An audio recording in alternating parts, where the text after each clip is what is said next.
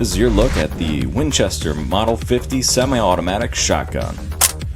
The Winchester Model 50 was made from 1954 to 1961. It commanded close to a 30% market share for semi-automatic shotguns on the market and competed with the Browning Auto 5. John Browning's patent for the Auto 5 was in 1900, so why did it take Winchester 54 years to finally make a successful semi-automatic shotgun? The answer comes down to a really stupid decision by one of the Winchester executives. John Browning went to Winchester and asked them if they wanted to purchase his patent for the Browning Auto 5. They wanted to pay him a lump sum like they did with many of their other designs they purchased from Browning over the years. But Browning knew that this was a very unique design. It was the first semi-automatic auto-loading shotgun, and he wanted a royalty on each unit sold. Winchester said, nope, we want to pay you your lump sum like we normally do, or we will not pay you a royalty. And John Browning, making an awesome decision, decided to walk away. And he did. And he made a lot of Browning Auto 5s that were not made by Winchester. And he went to places like Remington, like this right here. This is the Remington Model 11, which is based off his patents. And he sold his patent and got paid royalties from Remington and Savage, FN, and they paid him a royalty, and they made tons and tons and millions of these shotguns and made tons and tons of money, all while Winchester wallowed away trying to figure out how to make a semi-automatic shotgun around the John Browning patents. They had to go around all the patents that Browning had.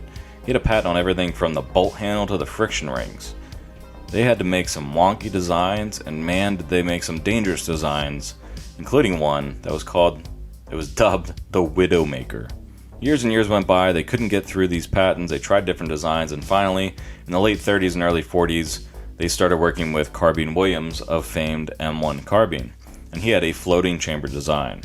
Now on the Browning A5, the Auto 5, the chamber and the barrel are combined, and the barrel actually moves to cycle in and out shells.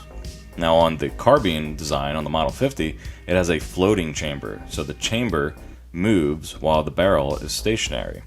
So this was one way they were able to get around the patents. Another way was actually they working with John Browning's son to get, I think, a little patent here and a little patent there of the Auto 5 and combine that with the Carbine Williams design of the floating chamber, and that's how the Model 50 came to fruition. Now, probably not well known, but loved by the people that own one of these. I can tell you from the fact that these are milled parts, they're machined from blocks of steel, they're not cast parts.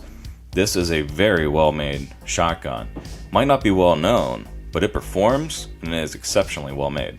Fortunately for Winchester, this was only made from 1954 to 1961, and the main reason was because in the early 60s, gas-operated semi-automatic shotguns were introduced and created, and put all these old recoil-operated semi-automatics out of business. So while it only had a short run, man, did it really give the Browning Auto 5 a good run during that time. And I feel as though if this was brought out around the same time the Browning Auto 5 was, it probably would have competed with it neck and neck for many decades.